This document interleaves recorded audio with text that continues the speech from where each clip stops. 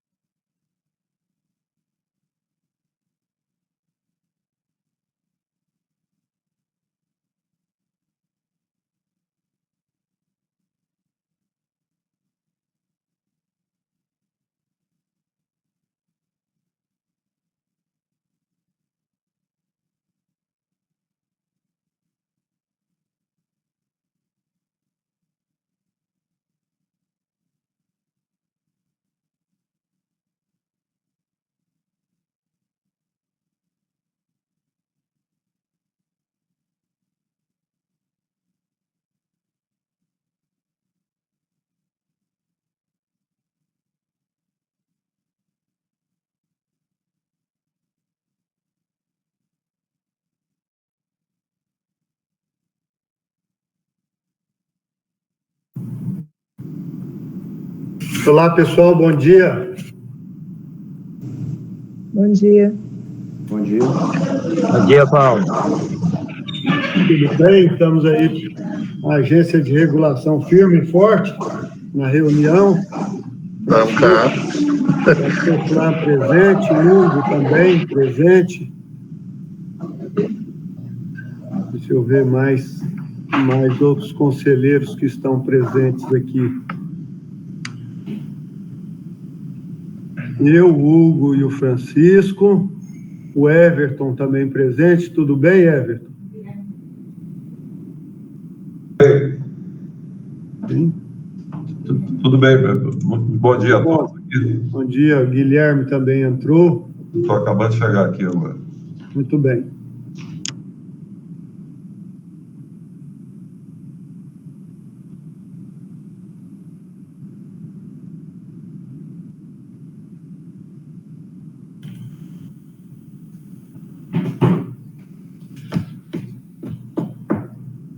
Eu não sei qual foi o dia da nossa última reunião. Você sabe dizer, Cleiton?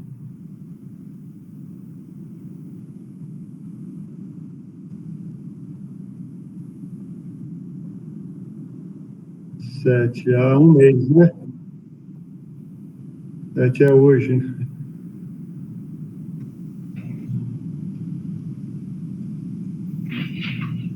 Dia 24 de março, tem 2 semanas, né? Qual é a periodicidade das nossas reuniões aí no regimento? Alguém que está presente? É bimestral, né? E tá indicado aí, se é a primeira semana do mês, não tem essa indicação.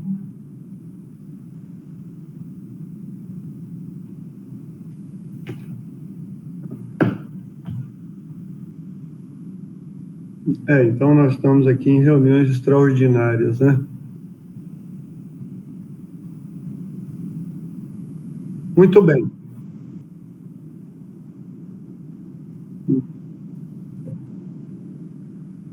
Ok. Não, é porque no começo do ano, mesmo sendo bimestral, é muito difícil convocar reuniões para janeiro, né? Janeiro ou fevereiro mesmo. Até dezembro a gente vai bem, depois esse período de final, começo de ano é mais complicado. Bom, nós já temos quórum na nossa reunião. O Hugo está presente, o Francisco, o Everton, quem, Mônica? Guilherme. E o Guilherme também. Falta a presença do PROCON, que é o Wellington, né? O Elton, e falta o Rafael. Mas nós já temos quórum, nós vamos começar a nossa reunião. E falta a AMA também, né? O Guilherme, sim, o Guilherme está presente. Bom, o Conselho de Gestão e Regulação está com muitas pautas e, portanto, não tem como a gente não convocar reuniões extraordinárias, ou seja, em períodos menores do que o que está no regimento das reuniões ordinárias de 2 em 2 meses, e por isso nós convocamos a reunião de hoje. A reunião de hoje tem como pauta central a recomposição das câmaras setoriais e, por consequência, repassar trabalho, assuntos, temas para essas câmaras setoriais analisarem e subsidiarem a decisão do Conselho. Como nós temos conselheiros novatos aqui, recém-chegados, como é o caso do Guilherme e do vice-presidente, o Everton, eu queria fazer uma breve explicação do que é a Câmara Setorial. A estruturação do Conselho, além dos 7 conselheiros e respectivos suplentes, esse Conselho, como ele delibera sobre muitos assuntos e assuntos muito técnicos, a legislação previu que esse Conselho constitua câmaras temáticas, que são chamadas câmaras setoriais, para que essas câmaras pudessem estudar e fazer um trabalho de relatoria para o Conselho, a fim de subsidiar o Conselho em relação às decisões de assuntos técnicos que o Conselho precisa deliberar. Então, como nós inicialmente regulamos o serviço de abastecimento de água e esgotamento sanitário e também os serviços de limpeza urbana, em 2019 nós constituímos 2 câmaras setoriais. A Câmara Setorial de Limpeza Urbana, cujo coordenador era o Antônio Júnior, representante da Câmara, da AMA, e a Câmara Setorial está chamada de Câmara Setorial de Saneamento, mas é de abastecimento de água e esgotamento sanitário, que era o João Pérez. Os 2 membros do Conselho, o João Pérez representando a CEPLAN e o Antônio Júnior representando a AMA, pediram afastamento do Conselho e, portanto, fica incoerente fica até ilegal eles continuarem como coordenadores dessas câmaras setoriais. As câmaras setoriais, por regimento, têm a seguinte composição: representante do Conselho, um representante deste Conselho, e nós somos 7 conselheiros, um representante da agência de regulação, um representante dos usuários dos serviços regulados. Então, serviço de abastecimento de água, a gente indica um representante dos usuários. Serviço de limpeza urbana, a gente também indica um dos representantes dos usuários. Um representante das empresas prestadoras de serviço. Então, no serviço de limpeza urbana, tem um representante indicado pela Comurg. No serviço de abastecimento de água e esgotamento sanitário, tem um representante da Saniago. Então, para além desses 4 representantes, que eu vou repetir, um representante do Conselho, um representante da agência, um representante dos usuários e um representante das empresas prestadoras de serviço, além desses 4, nós temos mais 3 representantes indicados pelo Fórum Social de Debates. Eu já comentei aqui sobre o que é o Fórum Social de Debates, mas gostaria de repetir isso. O Fórum Social de Debates é uma instância criada por decreto, proposta pela agência de regulação, e esse Fórum Social de Debates, ele é aberto a todas as entidades, a sociedade civil que queira participar, para discutir as questões dos serviços regulados.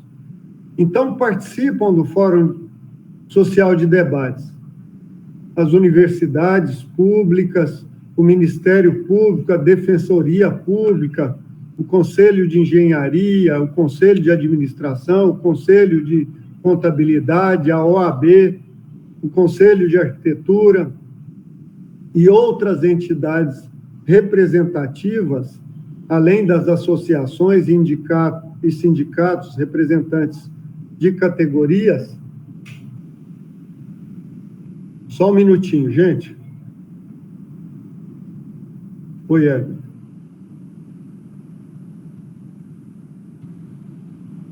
Não, a minha aqui está funcionando.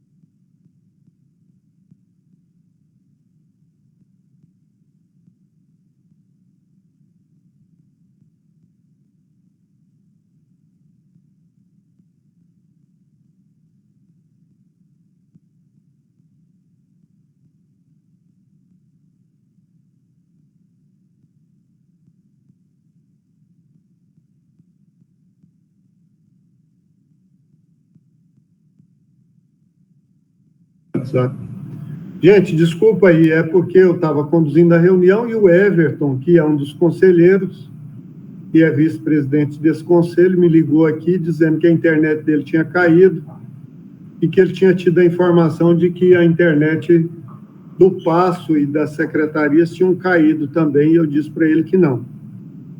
Nós vamos encaminhar o link para ele pelo celular, e aí ele acessa pelo celular.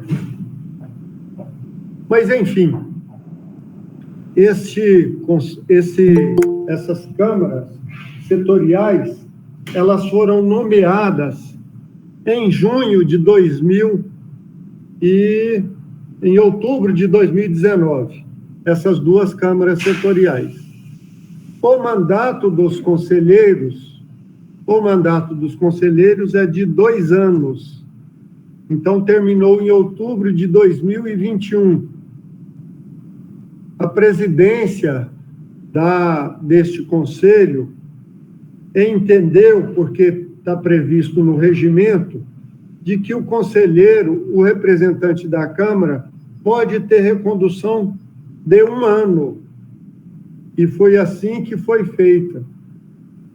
Os atuais membros das câmaras setoriais foram reconduzidos. E agora nós estamos abrindo a discussão da recomposição dessas câmaras setoriais para a publicação de novo decreto. É decreto ou portaria, Mônica? Decreto, né? Então, obrigados aí a discutir esse assunto, até porque os 2 membros desse conselho, que eram os coordenadores das câmaras, saíram do conselho, nós temos essa necessidade de fazer essa recomposição das câmaras, né?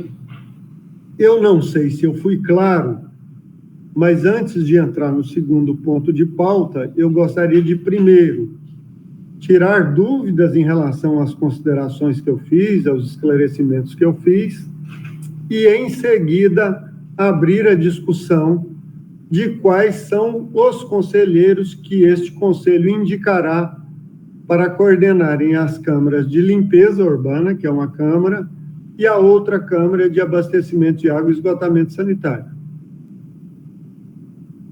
Então, eu quero abrir aí para os conselheiros tirarem dúvidas sobre o que eu comentei. Alguém quer fazer alguma pergunta?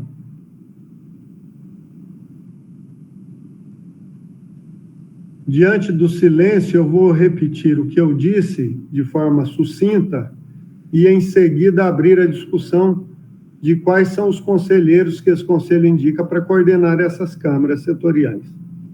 Volto a dizer, as câmaras setoriais têm por finalidade coordenarem discussões e elaborarem relatórios e pareceres sobre temas técnicos para os conselheiros deliberarem.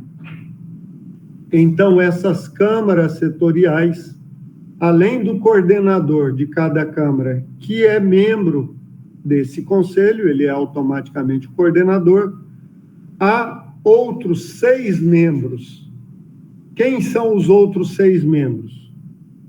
Um técnico indicado pela agência de regulação, um usuário do serviço, um técnico indicado pela empresa prestadora de serviços e mais 3 representantes do Fórum Social de Debates, constituídos pelas entidades da sociedade civil organizada.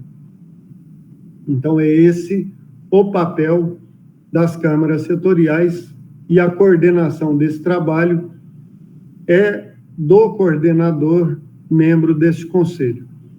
Antes que alguém fique preocupado, nossa, mas é um trabalho muito difícil, é um trabalho que vai me demandar muito tempo, antes que se chegue a essa conclusão, eu quero esclarecer que o representante da agência de regulação, normalmente são os diretores, eles dão todo um suporte para o coordenador e acabam sendo um coordenador adjunto e alguém que, junto com o coordenador, elabora o relatório, dá subsídios a esse relatório para que seja apresentado a este conselho.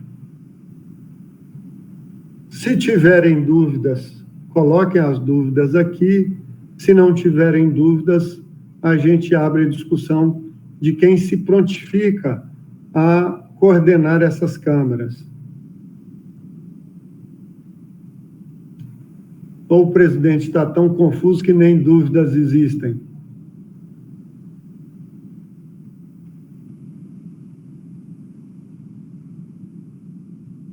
Vamos tocar o bonde, né?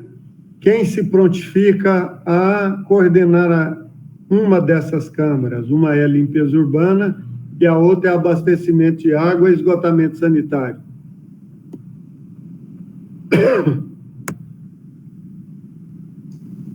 Não tendo nenhum voluntário, a gente vai apontando o dedo, certo? E eu queria sugerir que na Câmara de Abastecimento de Água e Esgotamento Sanitário, quem coordenaria essa Câmara seria a CEPLAN, o representante da CEPLAN, pela afinidade do tema com o trabalho da CEPLAN. Está associado a VTOs, a expansão urbana, a ocupação territorial. Então, eu gostaria de sugerir que o Francisco assumisse a coordenação da Câmara de Abastecimento de Água e Esgotamento Sanitário. E aí, gostaria de ouvir os conselheiros, inclusive o Francisco, em relação a essa indicação.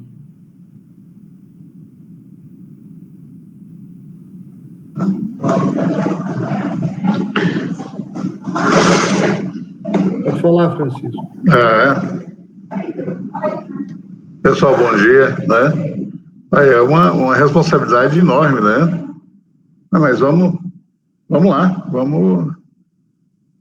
você me tranquiliza a gente falando que tem um suporte bom aí, né, da agência. Então vamos lá. Francisco, né? se não tiver o suporte da agência, você pode entregar o cargo. Tá certo. Não, a gente sabe que tem hora que hoje nós estamos com os quadros técnicos e as agências técnicas com uma demanda enorme, né? É muita coisa para que a gente possa estar atendendo, e tem hora que a gente faz um esforço para acudir, tem hora que as condições e a estrutura nossa não nos ajuda muito, né? Mas a gente tem acompanhado o empenho aí das partes técnicas, né? Então tá jóia, tá aceito. Tá. Agora, se alguém quiser, né, aí nesse caso com a indicação, com as VTOs, nós temos agora a questão do novo plano diretor, né, entrando em vigor. Então, aí fica aceito por minha parte, né, aí essa condução. Ok, Francisco, muito obrigado. Eu gostaria de franquear a palavra a alguém que quisesse se prontificar ou que discordasse da indicação do Francisco, caso ninguém se prontifique, que se manifeste. Alguém quer se prontificar ou fazer alguma outra consideração? Bom, não tendo nenhum pedido de manifestação, fica então aprovada a indicação do Francisco como coordenador da Câmara de Abastecimento de Água e Esgotamento Sanitário. Carla, nós definimos aqui na agência que quem seria a diretora que estaria nessa Câmara é você? Isso. Né? Então, aproveito que a gente está discutindo esse tema para dizer, Francisco, que quem vai trabalhar junto com você aí, dando todo o suporte pela agência de regulação, é a Carla, que é a diretora de regulação, certo? Certo.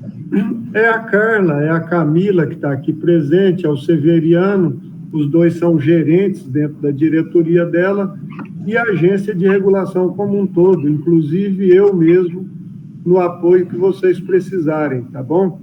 Ok.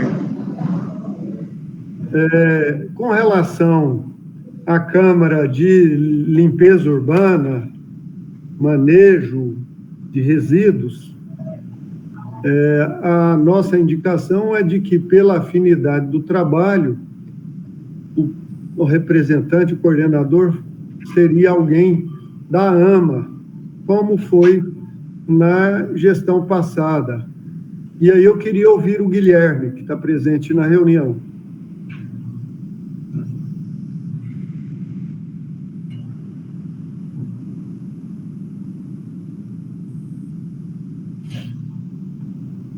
Se você estiver nos ouvindo, Guilherme, eu gostaria da sua manifestação, seu microfone está desligado.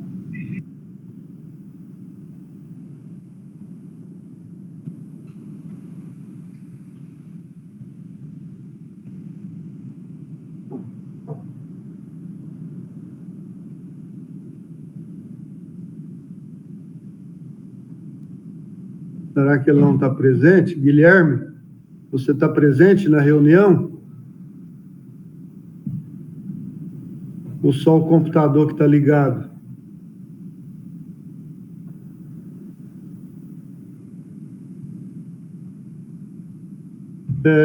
Me permita, na ausência de manifestação do Guilherme, colocar uma questão aqui.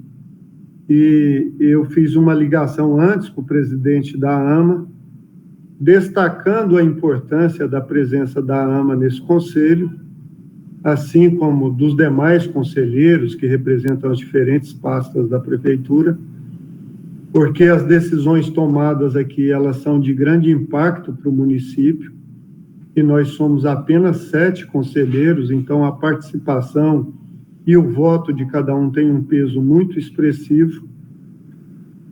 E eu falei com o Luan, presidente da AMA, sobre isso. E pedi a ele que indicasse alguém que pudesse estar presente nas reuniões e tivesse disponibilidade de tempo para participar. E se o Guilherme estiver me ouvindo, me confirme. Mas o próprio Luan, apesar da presença do Guilherme, que era isso que eu gostaria de confirmar com ele ou não, de que ele, apesar de ter indicado o Guilherme, achava muito difícil que o Guilherme tivesse essa disponibilidade de tempo. Na verdade, tempo mesmo, eu acho que aqui a gente tem que priorizar, né? Vou dar um exemplo aqui que talvez seja bastante ilustrativo.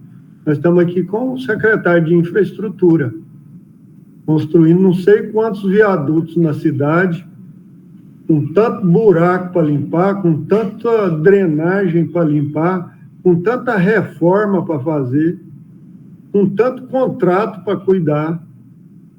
e está aqui alegre e retumbante, né? Firme aí na empreitada. Gostaria até de externar minha satisfação de ver o Everton aqui, como os demais presentes, dando prioridade a esse nosso trabalho. O que eu queria sugerir para vocês é o seguinte, que eu continue essas conversas com o presidente da AMA e que a gente delibere sobre a coordenação da Câmara de Limpeza Urbana numa próxima reunião em que a gente confirmasse quem serão esses representantes, se continua o Guilherme ou não, e vai ser substituído.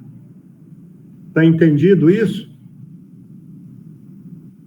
Então, o nosso primeiro ponto de pauta fica concluído com a indicação e aceitação do Francisco, com a aprovação do Conselho. E aí, Francisco, eu deixei até a apresentação da Carla para depois, antes que assustasse o coordenador, que nós já temos que passar 5 documentos para serem analisados. Mas, volto a te dizer, esses documentos são exaustivamente e previamente analisados pela agência de regulação, tá certo? E a gente vai definir aqui, com o subsídio da Carla, um prazo razoável para a Câmara se inteirar desse assunto, tá certo, Carla? Então, eu passo a palavra para a Carla, para ela fazer considerações sobre documentos, Everton, sobre documentos que a agência de regulação tem que encaminhar e só podem encaminhar após a deliberação deste Conselho. E para a deliberação deste Conselho, como são assuntos técnicos, o nosso entendimento é que os conselheiros vão concordar que esses temas precisam primeiro passar pela Câmara Setorial. Aliás, isso está no regimento, que tem que passar primeiro pela Câmara Setorial, para depois ser deliberado pelo Conselho. Então, passo a palavra para a Carla, para falar sobre os documentos que o Conselho tem que encaminhar para a Câmara Setorial, para ela se manifestar primeiro antes da deliberação do Conselho. Carla, com a palavra aí, por favor. Bom dia a todos. Vocês me ouvem bem? Sim. O som está bom. A pauta o presidente já passou, né? Então, esse slide eu posso passar. O primeiro documento a ser encaminhado para apreciação da Câmara de Abastecimento de Água e Esgotamento Sanitário é o Plano de Atendimento e Operações em Situações Críticas da Saneago. Esse plano, ele é o cumprimento de uma exigência dos artigos 119 e 120 da Resolução Normativa, né, que é a 01 de 2019, que é a resolução que estabelece as regras gerais para a prestação do serviço de abastecimento de água e esgotamento sanitário. Carla, seu som está baixinho e você está falando muito rápido.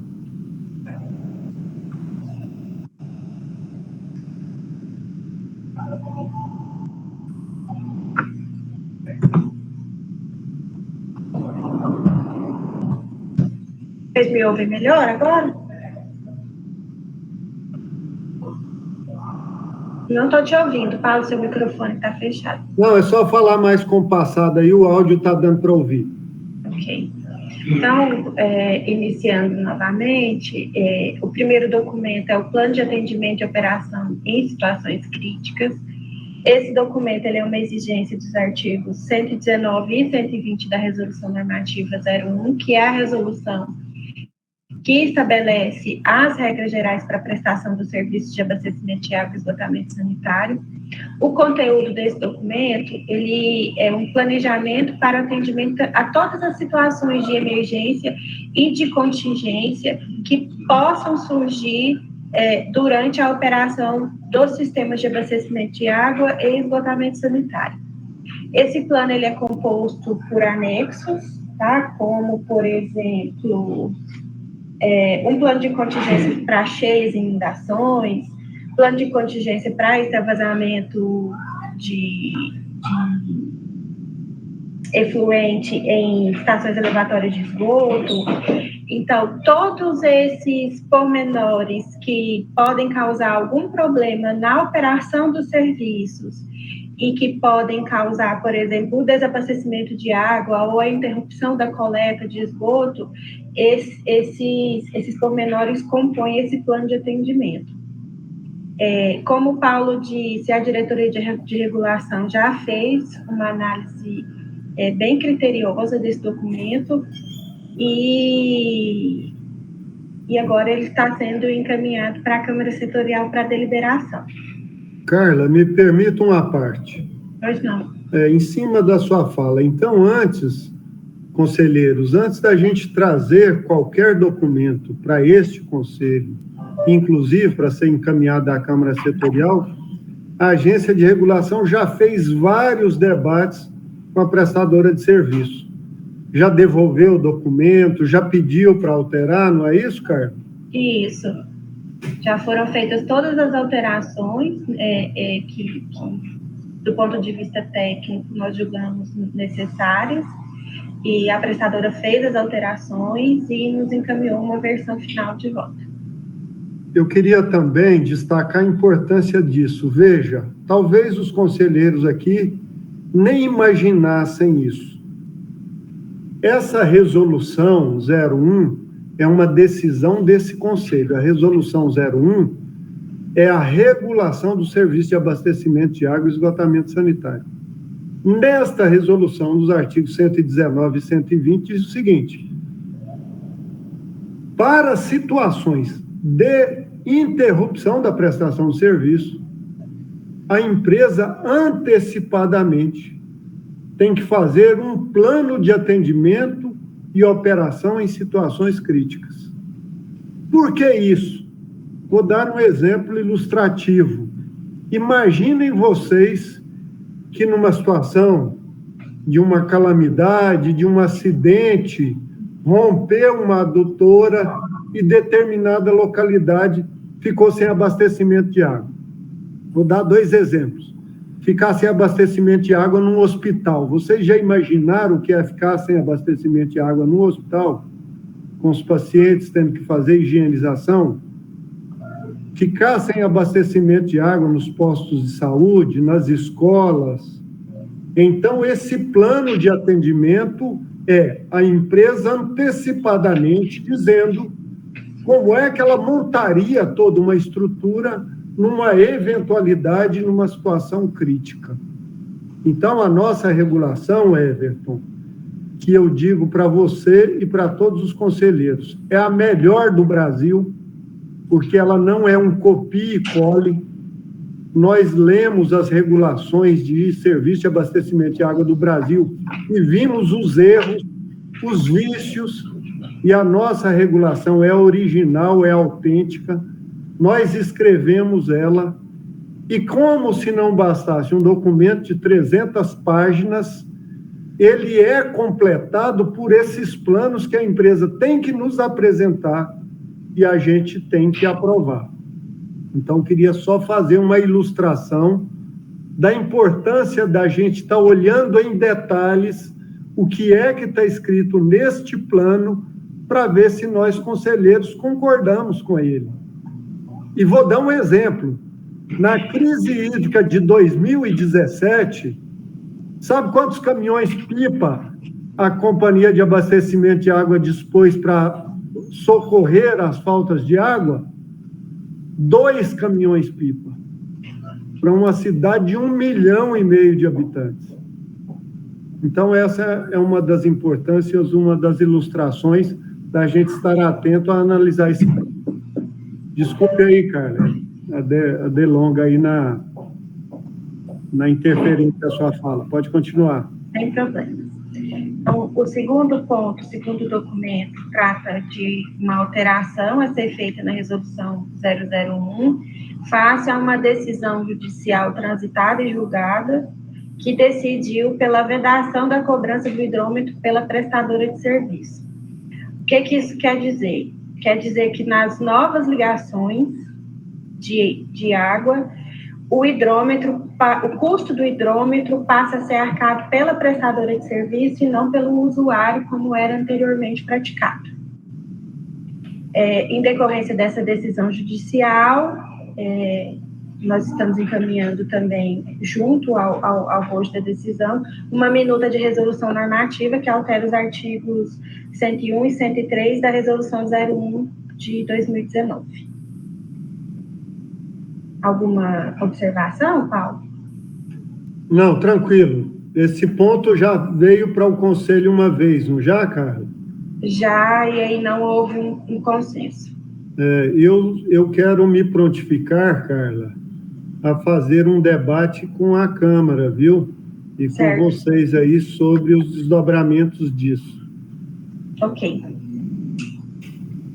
O terceiro documento é a nova regra para o refaturamento por vazamento oculto de água. Qual que é a necessidade de fazer a alteração dessa regra? A regra atualmente praticada, há o entendimento de que ela não é justa, o usuário não é tratado com a justeza necessária, e que, face a isso, o usuário, no seu direito, claro, né, entra com muitos pedidos no PROCON, seja estadual, seja municipal, e esses pedidos, eles geram ações civis, e geralmente as decisões são em desfavor da prestadora de serviço.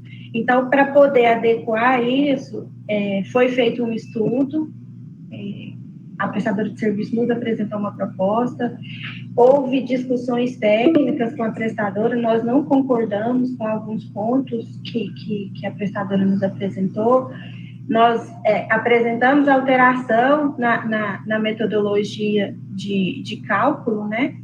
E chegamos agora num consenso entre a Agência de Regulação de Goiânia, a Agência de Regulação Estadual e a prestadora de serviço. E é essa regra que nós estamos apresentando ao Conselho para deliberação. O quarto ponto, acho que o terceiro é o quarto ponto, é o termo de adesão à fatura digital. Isso foi uma proposta da prestadora de serviço, em que, através desse termo de adesão, o usuário vai ter a possibilidade de solicitar que a fatura seja enviada mensalmente por e-mail e sem a necessidade de haver a entrega, o envio daquela fatura impressa. E o último ponto é a política de negociação de débitos. São duas políticas, a política de negociação de débitos particulares e a política de negociação de débitos públicos. O que ocorre? Durante a prestação de serviço, existe a inadimplência tanto do usuário particular quanto do usuário público.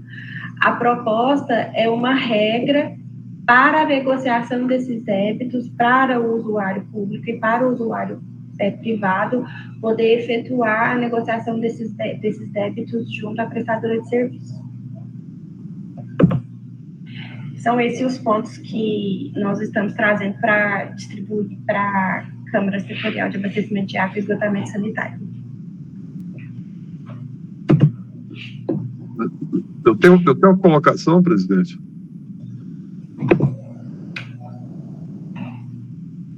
Presidente?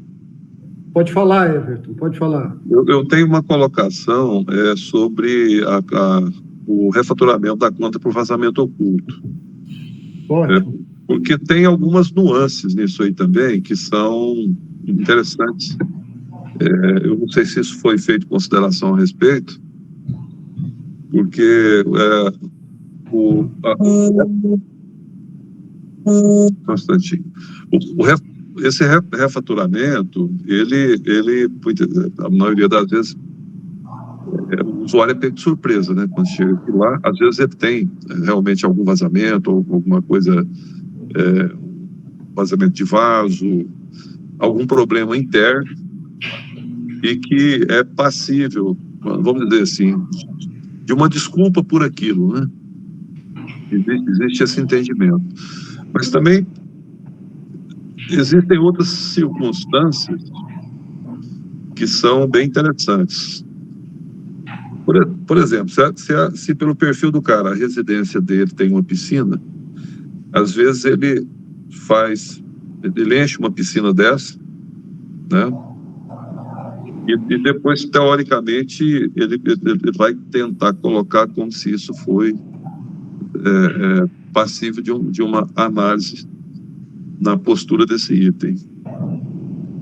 E alguns casos, né? Eu, quando passei lá pela diretoria comercial lá da Saneago, a gente verificava que o cara viajou e largou parte da torneira aberta. Aí depois veio uma conta muito alta. E então teve esse mesmo tipo de consideração.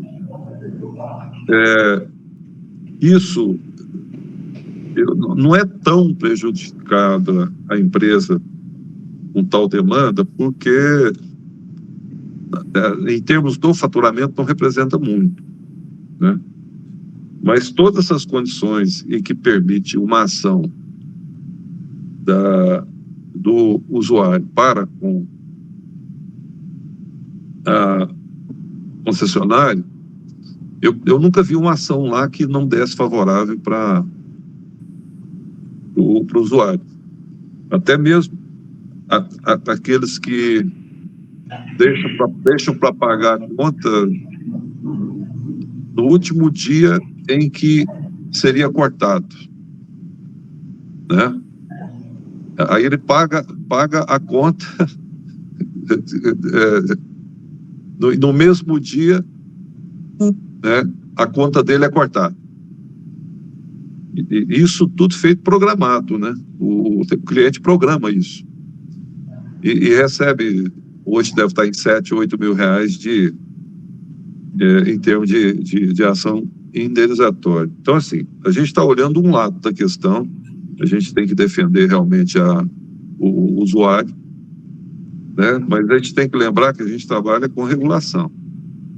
E a regulação, ela não tem lado de preferência. Esse ponto, por exemplo, eu tive muito problema lá.